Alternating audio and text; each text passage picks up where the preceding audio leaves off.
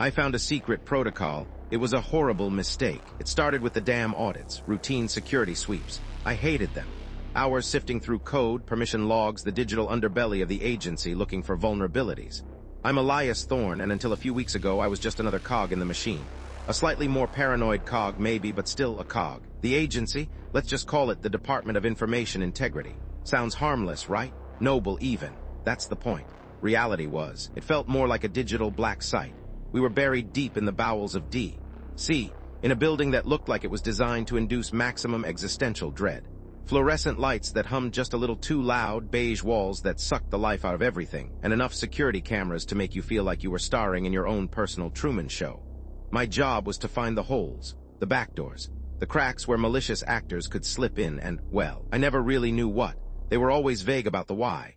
Just national security protecting the public interest, the usual buzzwords. That's how I found it. Buried deep within a restricted directory, accessible only with a level of clearance that made my stomach clench. It was labeled Protocol Nightingale. The file itself was heavily encrypted, a custom algorithm that screamed keep OUT in digital neon. I should have left it alone. I knew it. My gut screamed at me. But something about the way it was hidden, the sheer effort that had gone into concealing it, made me obsessed. Maybe it was the boredom. Maybe it was my inherent distrust of anything authority deemed need to know. Or maybe, deep down, I just wanted to find something real, something that mattered in this soul-crushing job. So I started picking at the lock. Nights bled into weeks. I'd come home to my cramped apartment, a monument to my anxiety, overflowing with takeout containers and half-finished projects. My therapy sessions with Dr. Sharma became more frequent.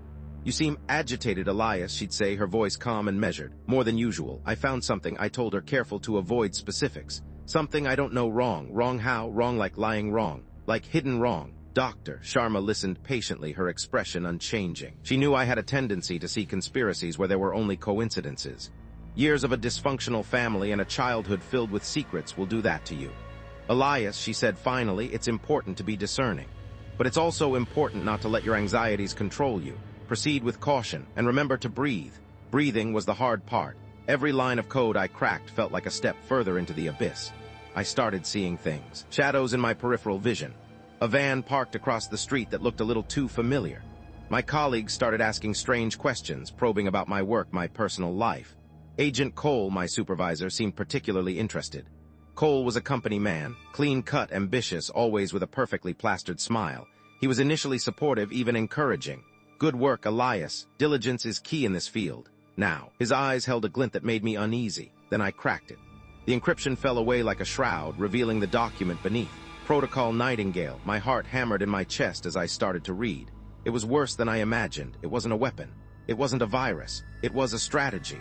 A protocol for subtly influencing public opinion.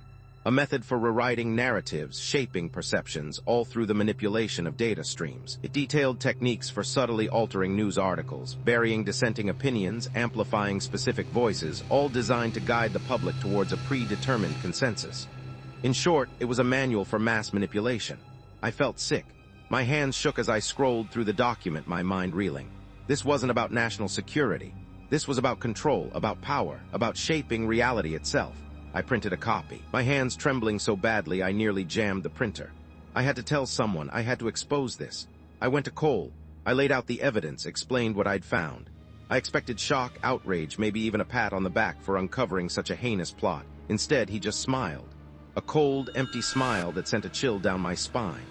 "Elias," he said, his voice soft and measured, "you've been working too hard. You're letting your imagination run away with you. But the document, the protocol, there is no protocol, Elias. This is a fabrication, a delusion." He reached across the desk, his hand hovering over the printout. "Let me take that.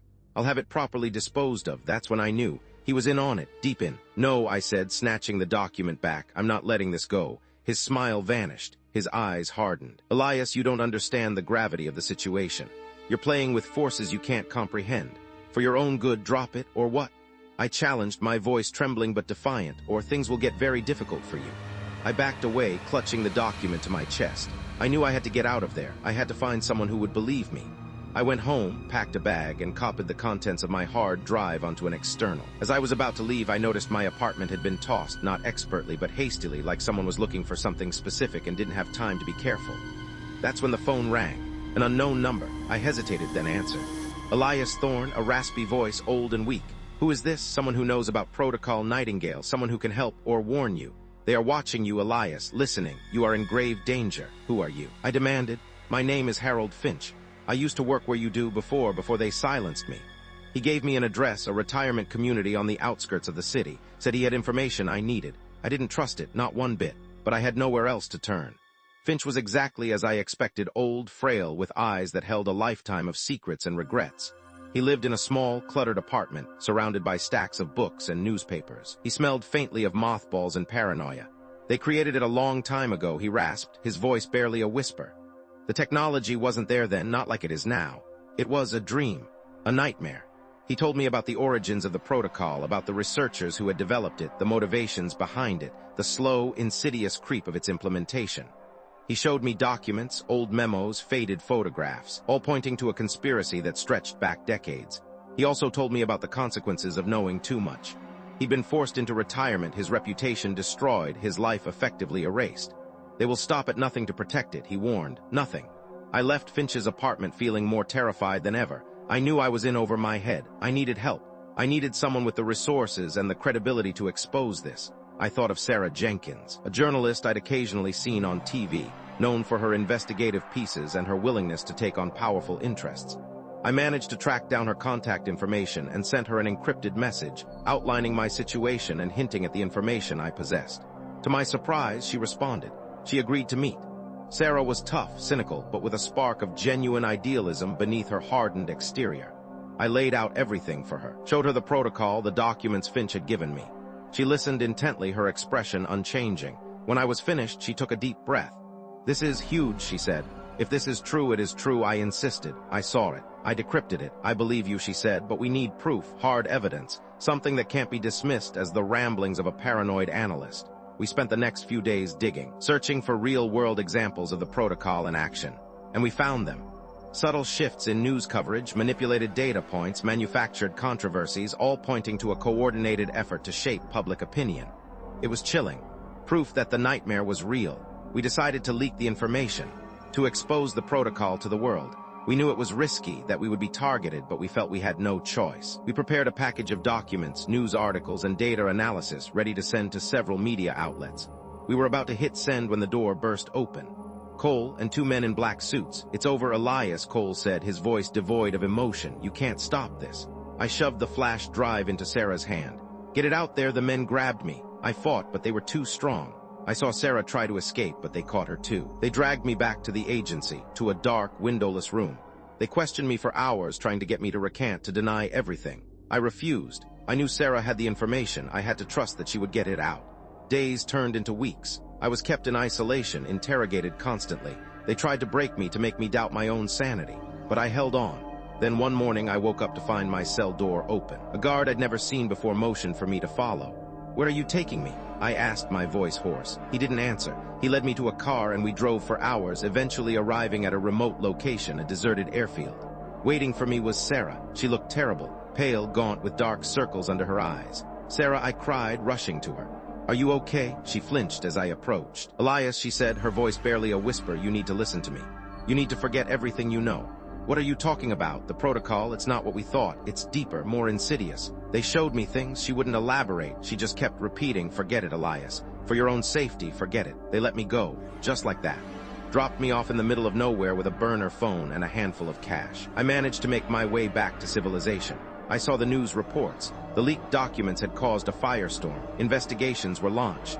Politicians were resigning. The agency was in damage control, but something felt wrong. The narrative was being carefully controlled. The focus was on individual actors, on rogue elements within the agency. The underlying system, the protocol itself, was being downplayed. And then I saw it. A subtle manipulation in a news report, a carefully placed phrase that shifted the focus away from the real issue.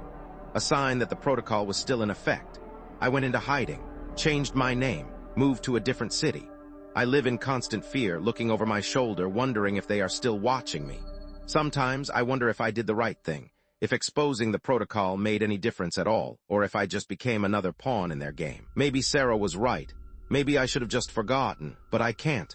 I can't forget the truth, even if the truth is more terrifying than I ever imagined.